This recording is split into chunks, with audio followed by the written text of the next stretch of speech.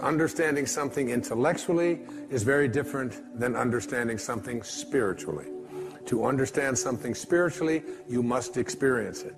And in order to experience it, you have to experience it in your imagination as an I am, but you must be able to feel it. Our feelings are the things that take place in our body.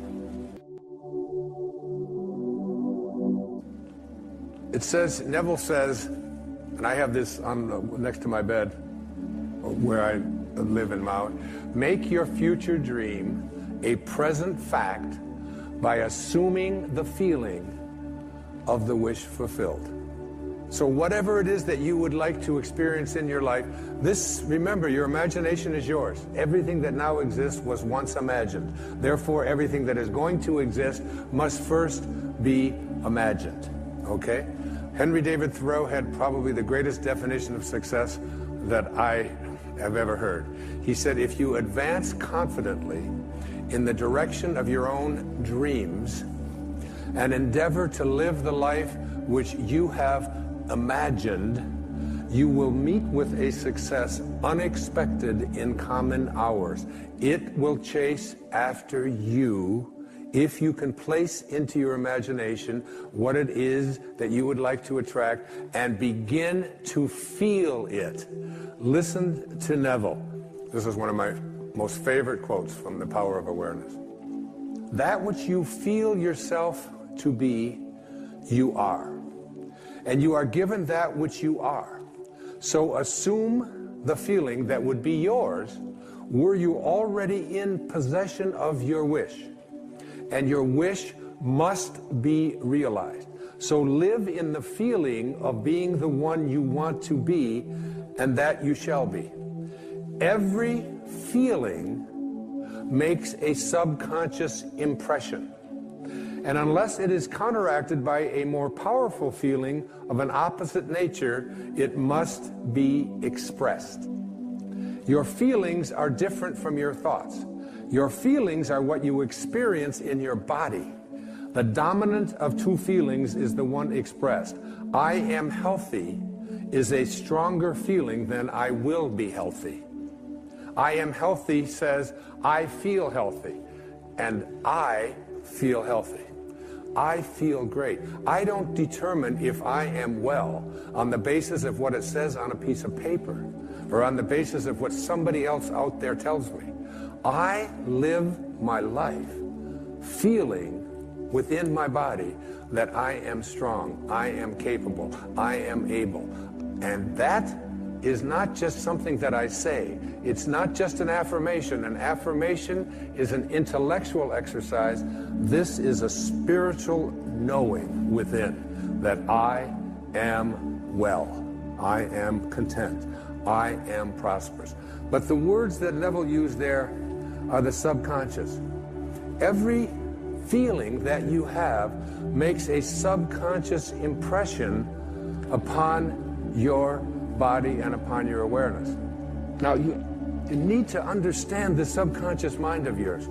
Your subconscious mind rules your life. 96 to 97% of everything that you do is done as a result of your subconscious mind. And when your subconscious mind gets programmed, it goes ahead and responds to whatever it is your conscious mind has placed into it. I was 18 years old. I was in the United States Navy for 4 years.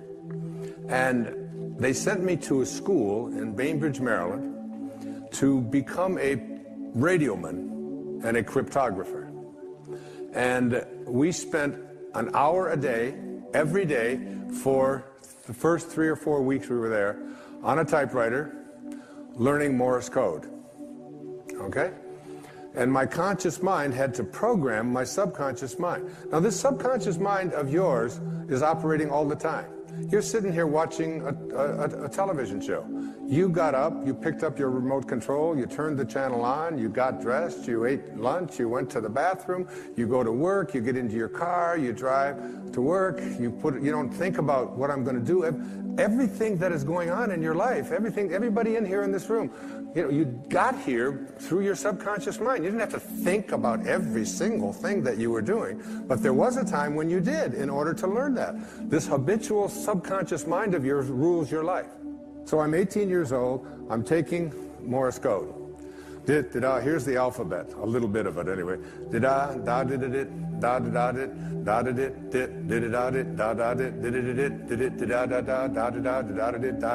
da da da da da. That's A through P. Check it out. That's 53 years ago. And my subconscious mind is still keeping track of the da da da da da da da da da da.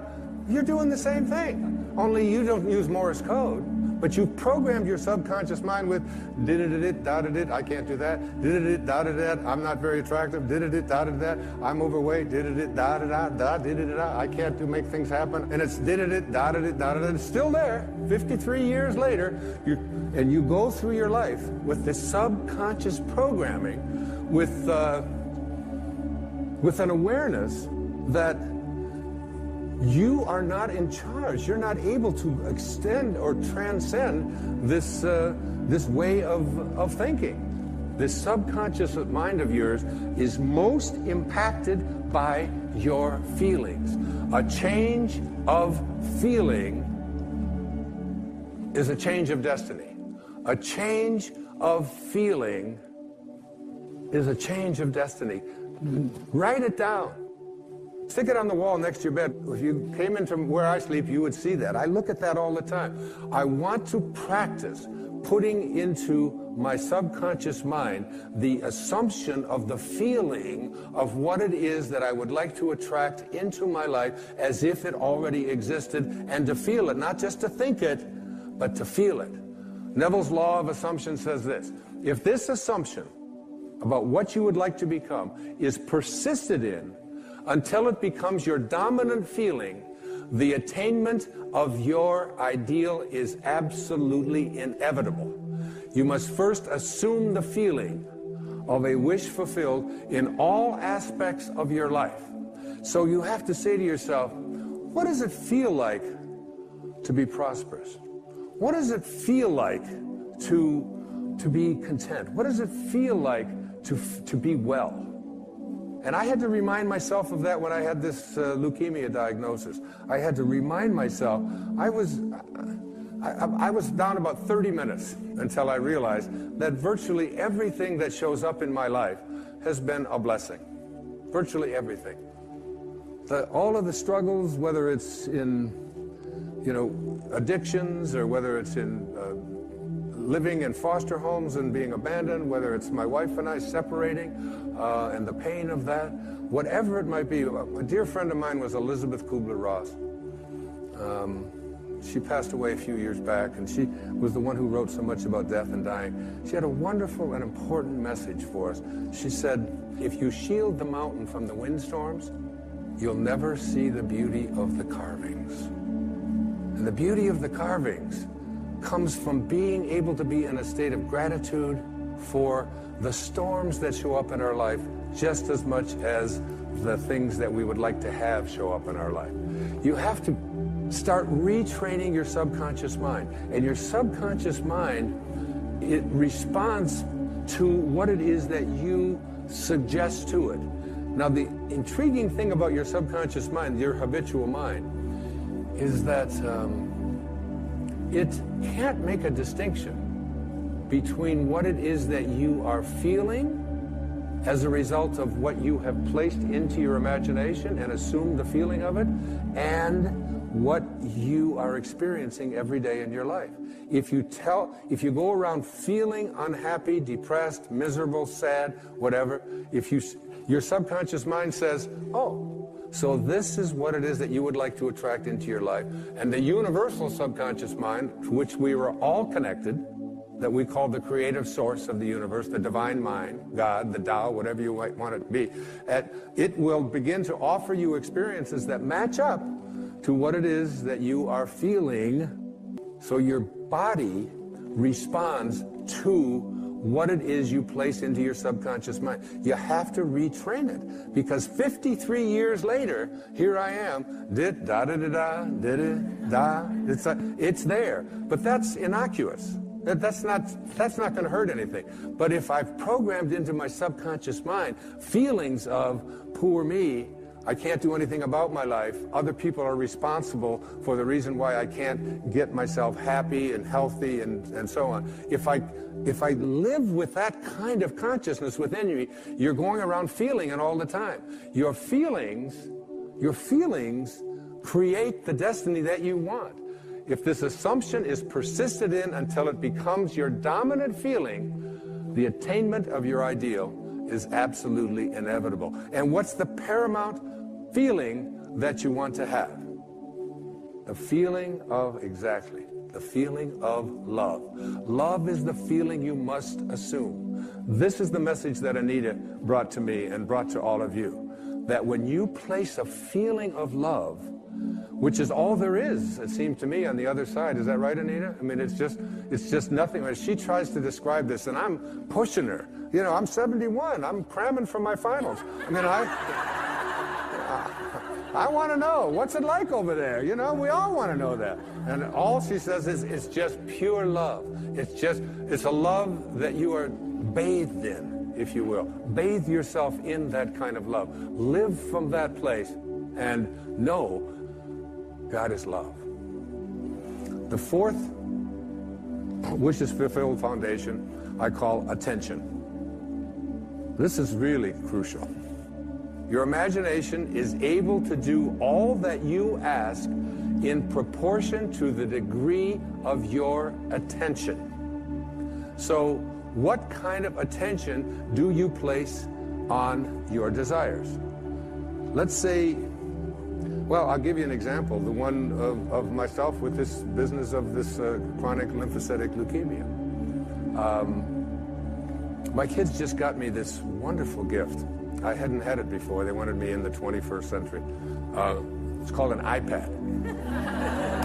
I just got my first email address, and I'm not telling anybody what it is. So, but it's just this wonderful. They got this wonderful feature that I really think we should have in life, and it's called trash, which I had never seen before. They were explaining this to me. So anything that comes in that you don't want, you just push this little button, it's just like this, and it goes like this. It actually moves, and and it makes a little sound. And then there's a little button over on this side that says delete, you know? So it's something you put into the trash, and then you hit delete, it's gone forever. That's the kind of way you want to use your attention. There are two kinds of attention, according to Neville. Subjective attention and objective attention. Subjective attention is different from objective attention. You want to use subjective attention, not objective attention. Neville says there's an enormous difference between attention directed objectively and attention directed subjectively. And the capacity to change your future depends on the latter.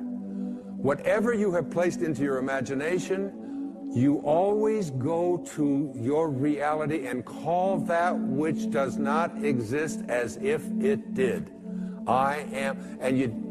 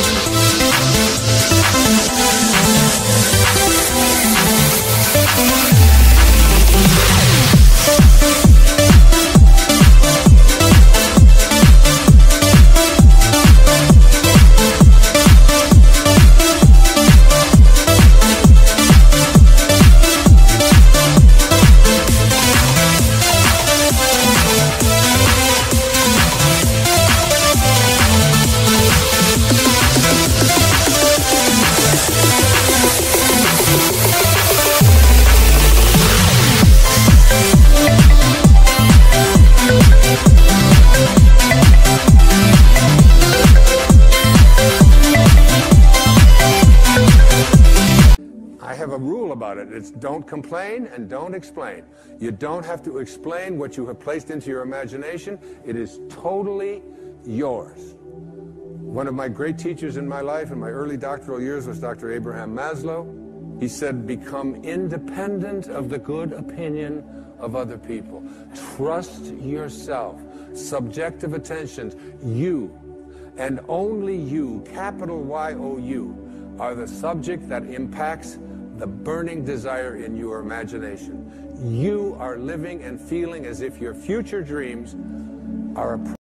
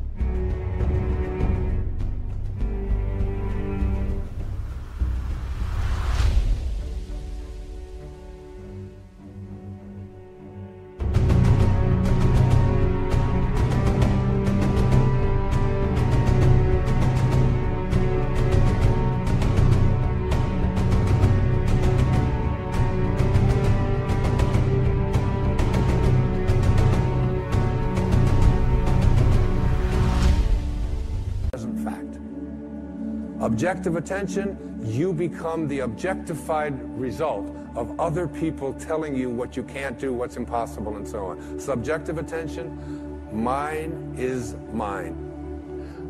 I have an image that I use, I call it the super glue method. And when I have an intention about what it is, including doing this program, when I have an intention about making this program a reality, and it involves a lot of money and a lot of expense, a lot of people, a lot of things have to come together. It involves going over into my writing space every single day, never giving up on it. Even if I don't feel like writing, 4 or 5 hours every single day, because I super glue my intention into my imagination. And I don't allow anybody else's opinions to do anything to distract from that. I don't care if they tell me I can't do it, or if it's impossible, or it'll cost too much, or we can't do. My intentions are super glued there. And I have that do not disturb sign placed on my imagination, and it is mine. Use this. Don't allow anybody else's opinions. Don't allow what it says on the internet. Don't allow the research. Don't allow what anybody out there tells you is possible or not possible for you.